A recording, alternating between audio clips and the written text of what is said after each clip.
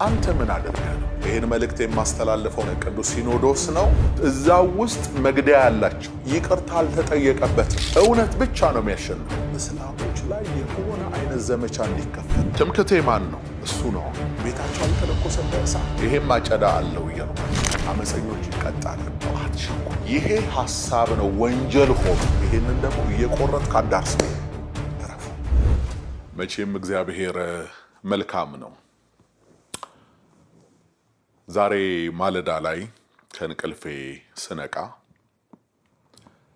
እግዚአብሔር በአንድ ቃል ልቤን ሞልቶት ሰውነቴን ደግፎት ተነሳው። ያ ቃል በመጽሐፍ ቅዱስ ውስጥ የት ያለ ይመስላችኋል? መዝሙረኛው ዳዊት በመዝሙር 77 ቁጥር 65 ላይ የጻፈው ቃል ነው። ቃሉ እንደዚህ ይላል፣ እግዚአብሔርም ከእንቅልፍ እንደሚነቃ ተነሳ፣ የወይን ስካርም እንደተወው እንደ ኃያል ሰው ጠላቶቹን በኋላቸው መታ ይላል። ክብር ለእግዚአብሔር ይሁን። መቼም ክርስቲያኖች ይህ ነገር ይገባችኋል። ስታዝኑ፣ በሆነ ነገር ልባችሁ ሲወርድ፣ ወጀብ ማዕበል ሲነሳ ወይንም ሌላ ነገር እግዚአብሔር እናንተ ለማሻገር ወደ እናንተ የሚልከው ቃሉን ነው። ቃል መጣ ማለት ነገር ተዘጋ ማለት ነው እና ደስ ብሎኝ ይህንን ቃል ይዤ ወደዚህ ለቀረጻ መጣው እላችኋለሁ። ሰላም ሳልላችሁ በመላው ዓለም በምድር ዙሪያ የምትኖሩ የተወደዳችሁ ወገኖቼ ከእግዚአብሔር ከአባታችን ከጌታም ከኢየሱስ ክርስቶስ ጸጋና ሰላም ይብዛላችሁ። ወንድማችሁ በጋሻው ነኝ። ዛሬ ወደ እናንተ ብቅ ያልኩት በወቅታዊ ጉዳዮች ዙሪያ የኔን ሐሳብና የኔን እውነት በጥቂቱ ከባህር በጭልፋ ያህል ወደ እናንተ ለማቅረብ ነው። ጊዜያችሁን መውሰድ አልፈልግም፣ ግን ጥቂት ነገሮችን እነግራችኋለሁ። ሰሞኑን ከኔ አገልግሎት ጋር በተያያዘ ከኔ ስም ጋር በተያያዘ ሶሻል ሚዲያው አየሩ ምድሩ ሁሉ እንዴት ተሞልቶ እንደነበረ ሁላችሁ የምታውቁት እውነት ነው።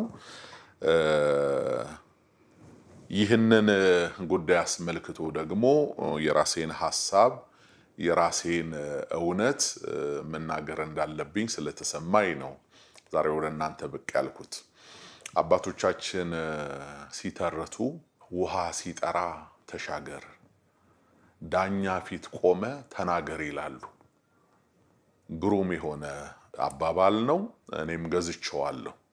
ስለዚህ ቢያንስ አሁን ስሜት በርዶ አንዳንዱ ሰው ተረጋግቶ ስላለ አትሊስት የምለውን ታደምጣላችሁ ብዬ ተስፋ አደርጋለሁ። መስማት የፈለገ አሁን የሚሰማበት ሰዓት ነው።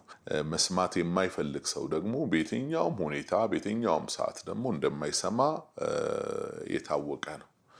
በነገራችን ላይ እናንተ ራሳችሁን መግለጥም ማብራራትም ያለባችሁ ለወዳጆቻችሁና ሚዛናዊ የሆነ አእምሮ ኖሯቸው ነገሮችን ለሚረዱ ወገኖች ብቻ ነው።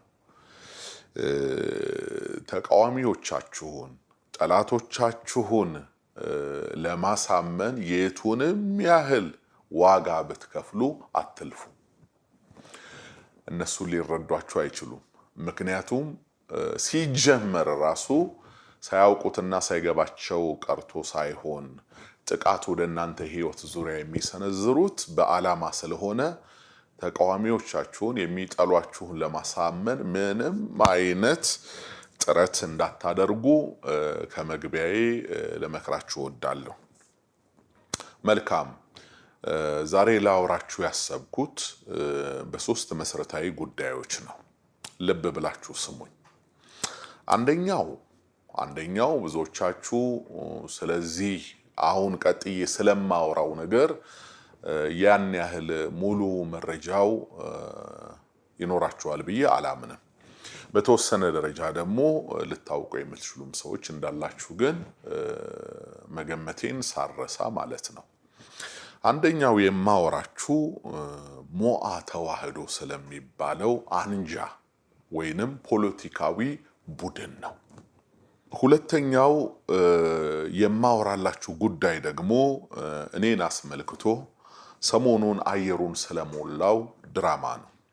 ሶስተኛው ደግሞ ዛሬ ይዤ የቀረብኩት ሐሳብ በምድራችን ላይ ስለተፈጸሙ ሃይማኖታዊ ግፎች ወይንም ጥቃቶችን አስመልክቶ የምጠይቃቸው ቤተ እምነቶች አሉ።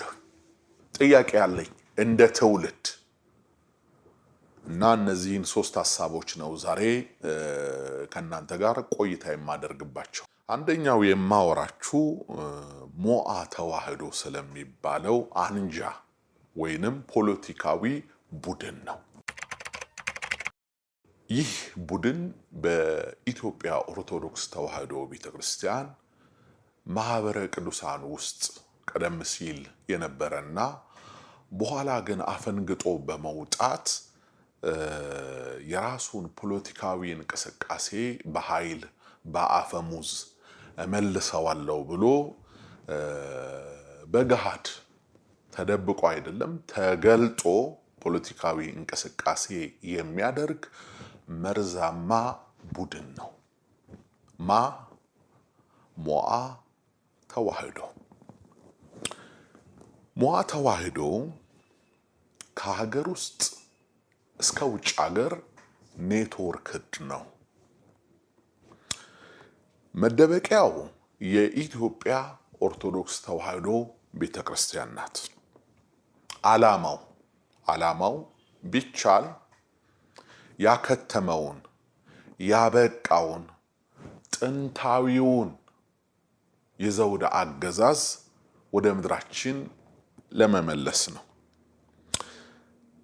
ይህ አክራሪና ተገንጣይ የፖለቲካ ቡድን ወይንም አንጃ ለሪቬንጅ ያቀባበላቸው ታርጌት ግሩፖች አሉት። እነዚህ የቤተክርስቲያን አጥቂ አካላት አንደኛ ሙስሊሞች ናቸው። በተደጋጋሚ ክርስቲያኖችን የሚያርደው አብያተ ክርስቲያናትን የሚያቃጥለው ይሄ አካል። ሁለተኛው አዲስ በቀል የሆነው ጽንፈኛ ፕሮቴስታንት። ሶስተኛው የዋቄ ፈና እምነት አራማጆች ናቸው። የዚህ ቡድንን መርዛማ አካሄድ ለማታውቁ አንዳንዴ ዋሃን ጥቂት መልኩን እንድታውቁት አንድ 4 ነጥቦችን እነግራችኋለሁ በደፈናው ማለት ነው። አንደኛው ቡድኑ ከሀገር ውስጥ አንስቶ እስከ ውጭ ሀገር ሰንሰለት ፈጥሯል። ሞዓ ተዋህዶ በመላው ኢትዮጵያ የተዘረጋ ነው። ከኦጋዴን ከጎዴ ጀምሮ ማለት ነው። ሁለተኛው ቡድኑ የተደበቀው ወይንም ያለው የሃይማኖት ካባ ውስጥ ነው።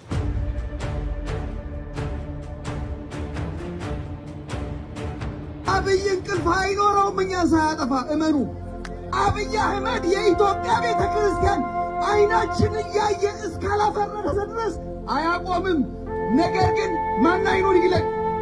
ማን አይኑን ይግለጥ? ብፁዓን አባቶች አይናችሁን ግለጡ። እነ አቡነ አብርሃም አይናችሁን ግለጡ። አታድክሙን። ከአብይ ጋር ድርድር አትበሉ። ይሄ ነው የሚያደክመው። አባቶች ሰይፍን አንፍራው። በደም ብዛት በስኳር በምንም ይሞታል። የኛ መልፈስፈስ ነው ለአብይ አህመድ ጉልበት የሆነው። ሶስተኛው ቡድኑ ብዙ ጊዜ አሰምቶ ከጮኸ ድምጹን ካሰማ በሌሎች ብሔር ብሔረሰቦች ጉዳይ ሳይሆን በአንድ ብሔር ጉዳይ ነው ድምጹን የሚያሰማው ማለት ነው። እሱንም ያንን ብሔር ወዶት ደግፎት ሳይሆን ማጆሪቲ ነው ብሎ ስለሚያምን ከዚህ ብሔር በስተጀርባ ደግሞ እኔ የምፈልጋቸው ነገሮች አሉ ብሎ ስለሚያምን ከዚህ ብሔር ጋር በተገናኘ ነው የሚንቀሳቀሰው ማለት ነው። አንዳንድ ነገሮችን እስኪ ላስታውሳችሁ ወደ ኋላ እዚህ ነጥብ ላይ ይህንን ነጥብ ሳንለቅ አንዳንድ ነገሮችን ላስታውሳችሁ። ከዚህ በፊት የዛሬ 2 ዓመት ገደማ በኢትዮጵያ ኦርቶዶክስ ተዋሕዶ ቤተክርስቲያን ውስጥ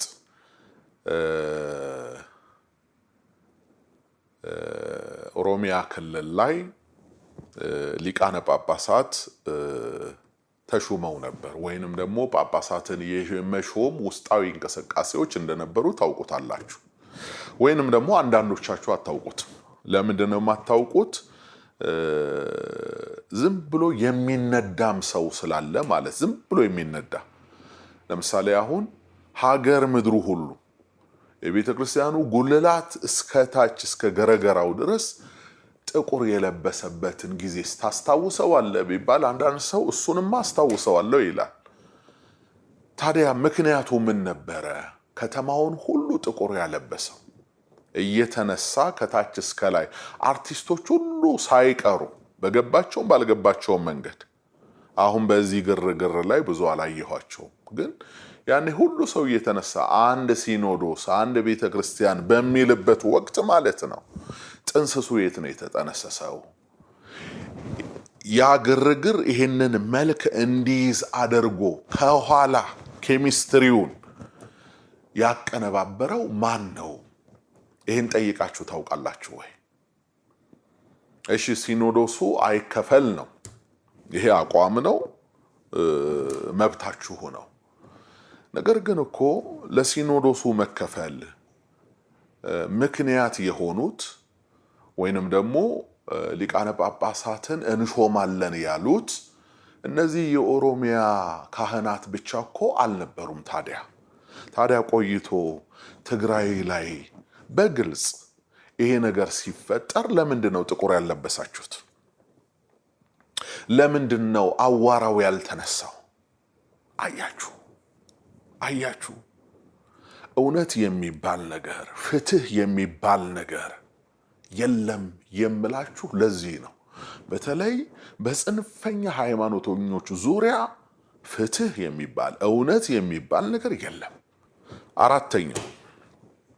አራተኛው ሞዓ ተዋሕዶ ነፍጥ ታጥቀው በረሃ የገቡትን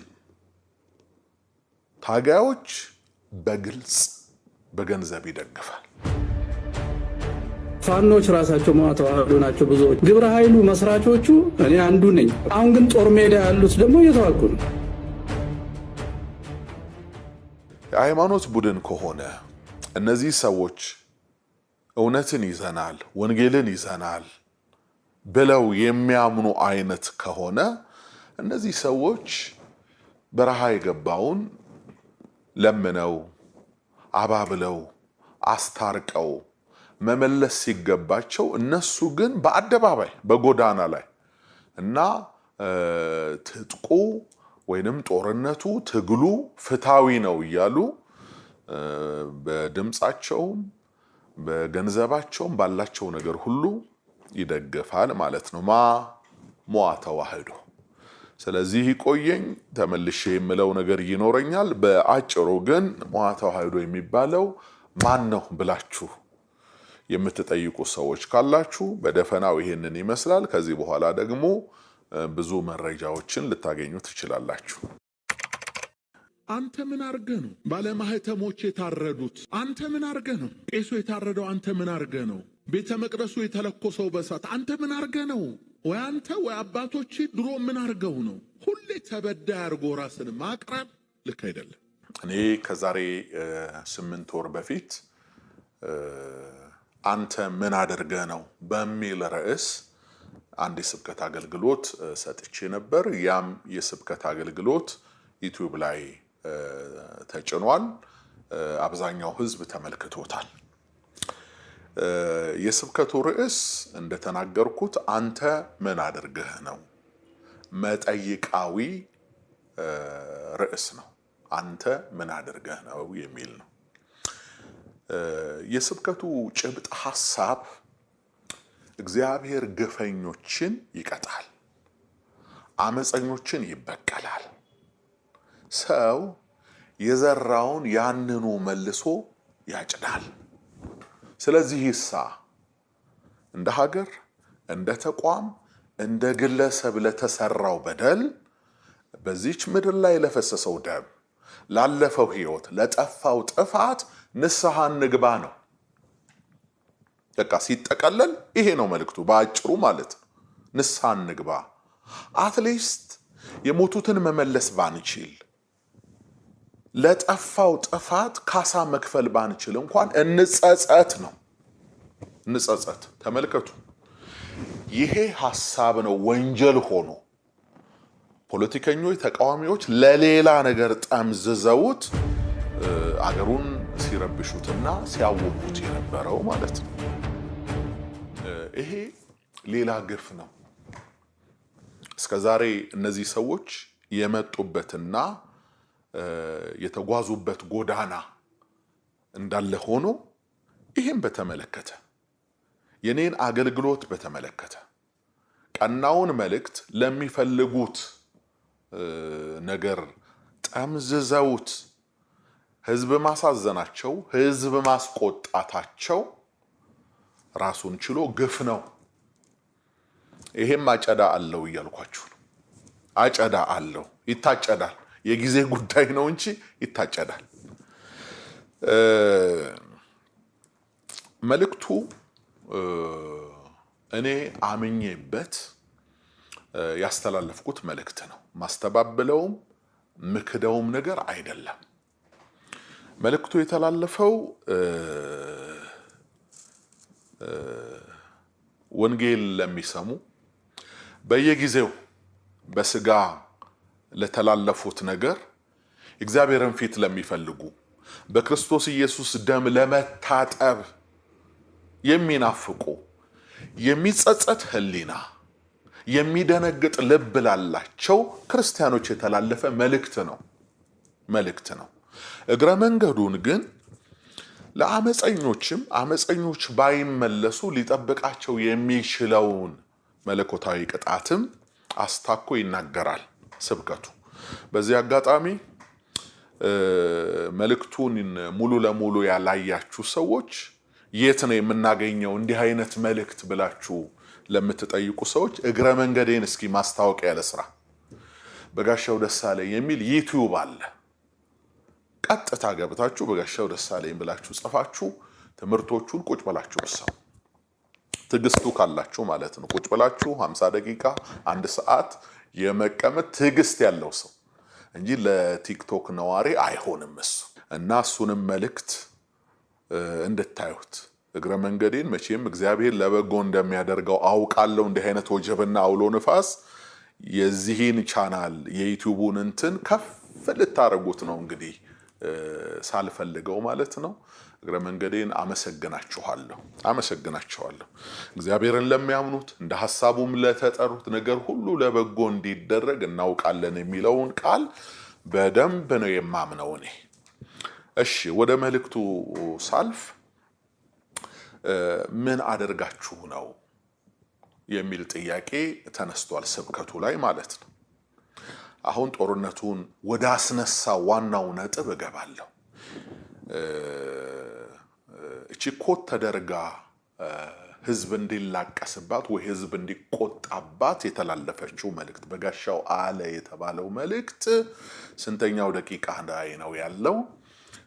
ልክ 54 እስከ 57 ደቂቃ ላይ ታገኙታላችሁ መልእክቱ ማለት ነው።